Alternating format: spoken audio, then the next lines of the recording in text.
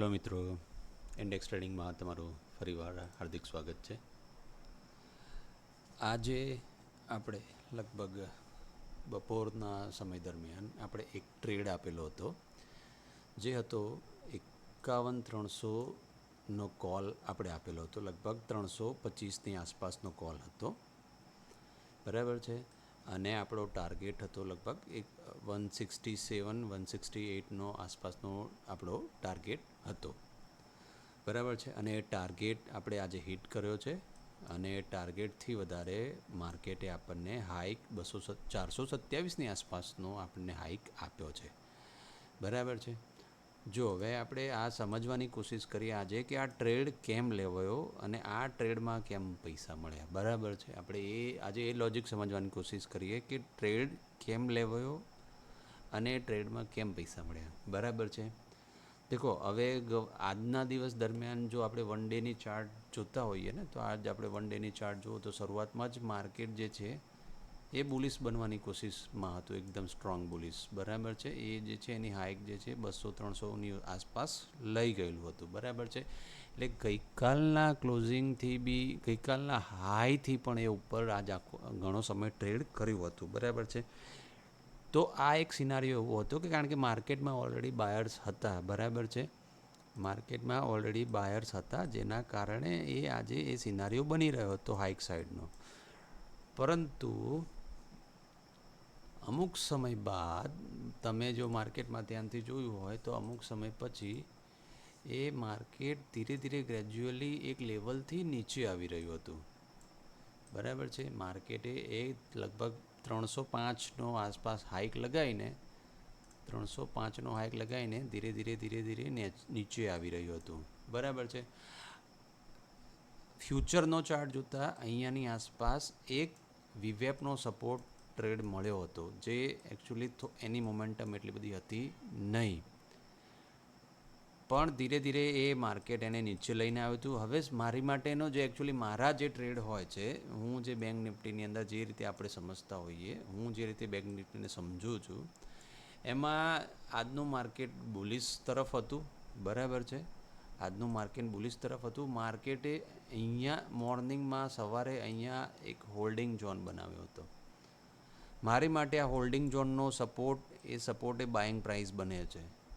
એટલે જેવું માર્કેટે અહીંયા હોલ્ડ કરવાનું અને અહીંયા સપોર્ટ લેવાનું શરૂ કર્યું, બરાબર છે. આ જેવું આ બોક્સને બ્રેકઅપ કરે છે, મારો ટ્રેડ અહીંયા એક્ઝિક્યુટ થઈ જતો હોય છે, બરાબર છે. આની નીચેનો સ્ટોપ લોસ અને 1:2નો રેશિયો રાખીને આપણે 1:2નો રેશિયો રાખીને આપણે ટ્રેડ લેતા હોઈએ છીએ, બરાબર છે. તો આ જ વસ્તુ બની. એટલે મેં અહીંયા તમને એ ટાઈમ દરમિયાન એ ટ્રેડ આપેલો હતો. તમારે જો જોવું હોય તો તમે જોઈ શકો છો. હું તમને એ બતાવી દઉં અત્યારે એ ટ્રેડ.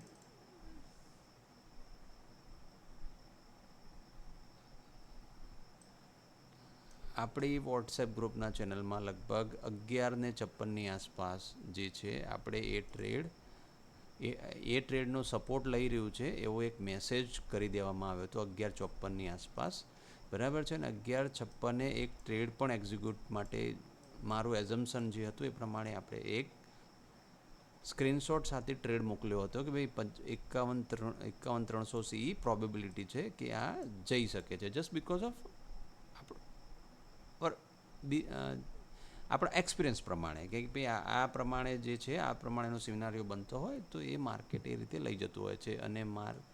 અને આ જે માર્કેટ હતું લગભગ 160-70ની આસપાસથી 51-60-70ની આસપાસથી સીધું 51,350ની આસપાસ જતું રહ્યું હતું, બરાબર છે. એટલે તમે સમજો તો આ કેટલી મોમેન્ટમ આપણે આ કેટલા પ્રાઇસ આપણે કેપ્ચર કર્યા હશે. આ લગભગ આપણે 200 રૂપિયાની આસપાસ આપણે કેપ્ચર કર્યું છે, બરાબર છે. અને 200 રૂપિયામાં આપણે જે કેપ્ચર કર્યું એમાં 100 રૂપિયા ઉપરનો આપણને આજે પ્રોફિટ મળ્યો છે. તમે આ કોલનો જ્યારે ચાર્ટ જોશો તો તમને ખ્યાલ આવી જશે, બરાબર છે, કે આ જે કોલ હતો 325ની આસપાસ લેવાયો હતો, 325ની આસપાસ, બરાબર છે. એણે હાઇક લગાવી હતી 424 કે 425ની આસપાસની જે હતી એ હાઇક હતી. તો આપણે એક સામાન્ય સ્ટોપ લોસથી આટલો મોટો ટ્રેડ કેપ્ચર કર્યો છે, બરાબર છે. તો આ ટાઈપના ટ્રેડ આપણને ધીરે ધીરે મારા ગ્રુપ્સમાં મળતા રહેશે. આપ જે છે મારી ચેનલને સબસ્ક્રાઈબ કરો, બરાબર છે. વોટ્સઅપ ગ્રુપમાં પણ જોઈન થઈ જાઓ, બરાબર છે. જો આ ટાઈપના ટ્રેડ્સ મળતા હશે, ચોક્કસથી મળશે. સપોઝ તમે જો તમે પુટ માટે પણ જોયું હોય અને જો તમે 15 મિનિટની ચાર્ટને જરા વોચ રાખી હોત, બરાબર છે. જો તમને અહીંયા ફરીથી પણ સમજાવી દો, પુટ માટેનો ટ્રેડ એ 350નું લેવલ તો મેં ઓલરેડી ગ્રુપમાં એક વખત એક સમયે આપેલું હતું કે 350થી માર્કેટ રજિસ્ટન્ટ લઈ શકે છે અને નીચે આવી શકે છે, બરાબર છે. 350ની સિમિલર પ્રાઇસની આસપાસ એ માર્કેટ હેમર બનાવી છે, બરાબર છે. આ હેમર બનાવે છે અને લગભગ ઘણું બધું માર્કેટ નીચે લઈને આવે છે. જો તમે અહીંયા પુટ કેપ્ચર કર્યો હોત તો પણ તમને કોલ પ્લસ પુટ બંનેમાં પ્રોફિટ થયો હોત, બરાબર છે. તો કારણ કે આ જે હોલ્ડિંગ ઝોન હતું એ હોલ્ડિંગની ઝોનની આસપાસ જ આવીને માર્કેટે પાછી રિવર્ટ હેમર બનાવી. માર્કેટમાં કોલમાં બાયર્સ અને સેલર્સ બંને છે અત્યારના સમયમાં, બરાબર છે.